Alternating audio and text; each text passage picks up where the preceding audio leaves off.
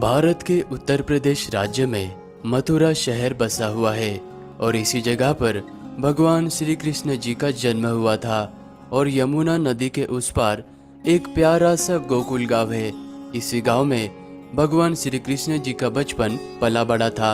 आज के इस यात्रा में हम आपको पवित्र ब्रजभूमि के मथुरा के संपूर्ण दर्शन कराने वाले हैं। भारत के किसी भी कोने से आप ट्रेन के माध्यम से मथुरा तक आ सकते हो और 200 से 400 रुपए में आप ई रिक्शा के द्वारा संपूर्ण मथुरा का एक ही दिन में दर्शन कर सकते हैं।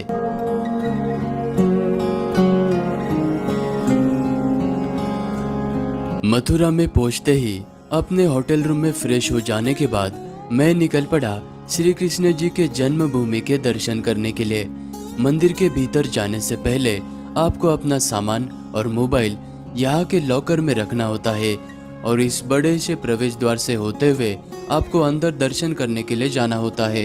मंदिर के अंदर प्रवेश करते ही आपको ये खूबसूरत सा मंदिर नजर आएगा।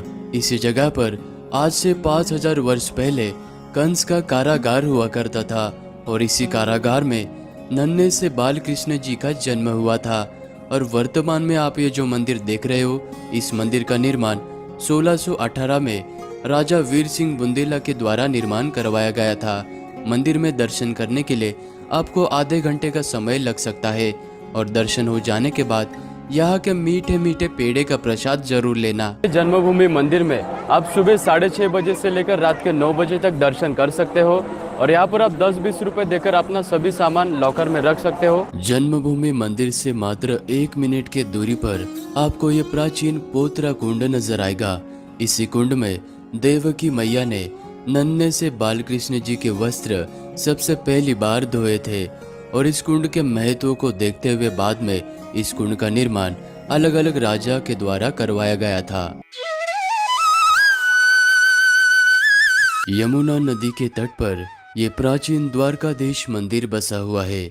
माना जाता है कि इस मंदिर का संबंध द्वापर युग से है, क्योंकि भगवान श्री कृष्ण जी द्वापर युग में इसी जगह से द्वारका नगरी की ओर पधारे थे। और वर्तमान में आपको जो ये मंदिर नजर आ रहा है, इस मंदिर का निर्माण 1814 में ग्वालियर विरासत के गोकुलदास पारिक जी ने निर्माण करवाया था। मथुरा के सभी मंदिर में भगवान श्री कृष्ण जी और राधा जी विराजमान होते हैं, लेकिन द्वारकाधीश के इस मंदिर के गर्भगृह में भगवान श्री कृष्ण जी के साथ में रुक्मिणी जी विराजमान हैं। और इस मंदिर की कला, सुंदरता एवं भक्तिमय वातावरण को देखकर आपका मन प्रसन्न हो जाएगा। द्वारकाधीश मंदिर के दर्शन करने का समय सुबह 6:30 बजे से लेकर दोपहर के 11 बजे तक और फिर शाम को 3:30 बजे से लेकर 7 बजे तक का है।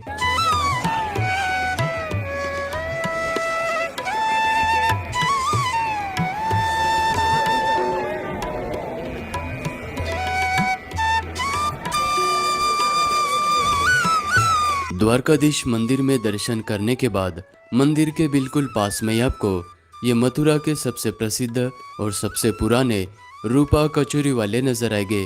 यहाँ पर आप फाफड़ा, जलेबी, इस तरह के तरह तरह के स्वादिष्ट व्यंजनों का लुत्फ उठा सकते हैं। अगर आप मथुरा में दर्शन करने के लिए आते हो तो यहाँ पर आप यहाँ की स्वादिष्ट कचौरी जरूर ट्राई करना। द्वारकाधीश मंदिर से मात्र 5 मिनट के ही दूरी पर यह विश्राम घाट स्थित है। माना जाता है कि भगवान श्री कृष्ण जी ने कंस का वध करने के बाद इसी जगह पर विश्राम किया था, इसलिए इस जगह को विश्राम घाट के नाम से जाना जाता है। यमुना नदी में स्नान करने के बाद आप 50 से 100 रुपया देकर यहाँ पर नौका विहार करते हुए खूबसूरत यमुना नदी के दर्शन और साथ ही में यहाँ के सभी घाट के दर्शन भी कर सकते हैं।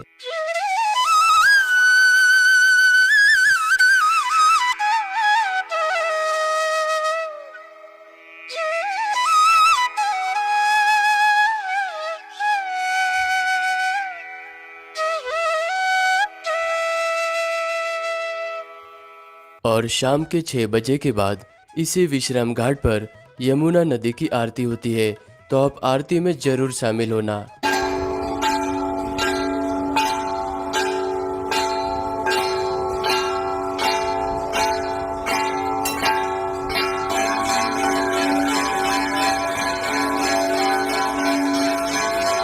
विश्राम घाट से मात्र 5 मिनट के ही दूरी पर भगवान श्री कृष्ण जी के मामा कंस का किला स्थित है।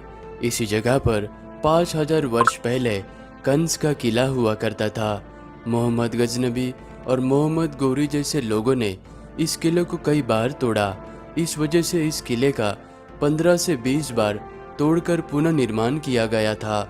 अकबर के दरबार में सूबेदार रहे राजा मान सिंह जी ने इस किले का आखिरी बार निर्माण करवाया था और इस किले का 4 मंजिल आज जमीन के अंदर दफन हो चुका है और वर्तमान में आपको इस कंस के किले का ये ऊपरी भाग नजर आता है। और कंस किले से आप देख सकते हैं आपको यमुना जी का बहुत ही अद्भुत दृश्य नजर आता है। तो इस जगह पर आप जरूर आना, इसको मिस मत करना।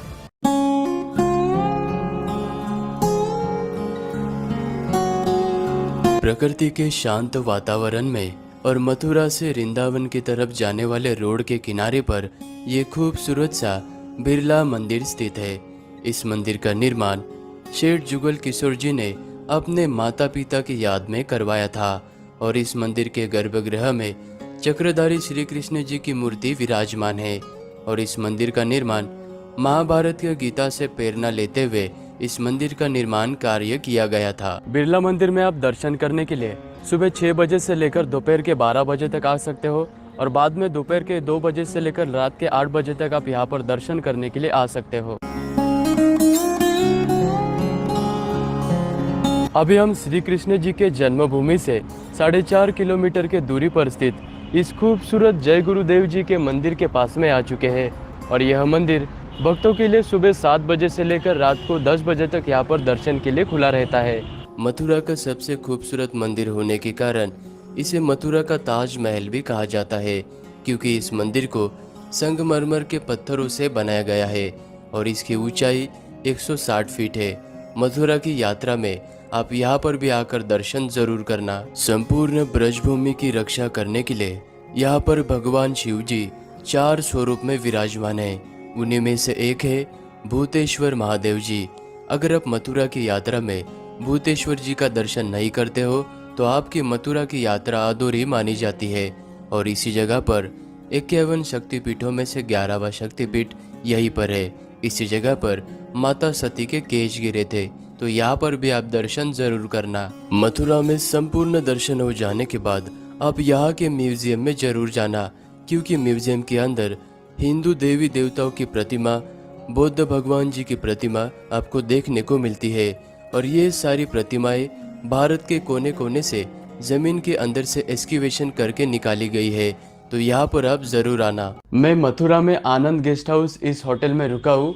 ये वाला होटल जो मथुरा, वृंदावन, गोकुल, गोवर्धन परिक्रमा ये वाले एरिया के बिल्कुल बीचों बीच में ये वाला होटल लोकेटेड है। आप चाहे तो इस होटल में भी रुक सकते हैं। मैंने सारी डिटेल्स डिस्क्रिप्शन में दी हुई है, वहाँ से आप कांटेक्ट कर सकते हैं। अगर मेरी ये वीडियो आपको अच्छी लगी तो वीडियो को लाइक करना, चैनल को सब्सक्राइब करना। मिलते हैं आप सभी को किसी और यात्रा में।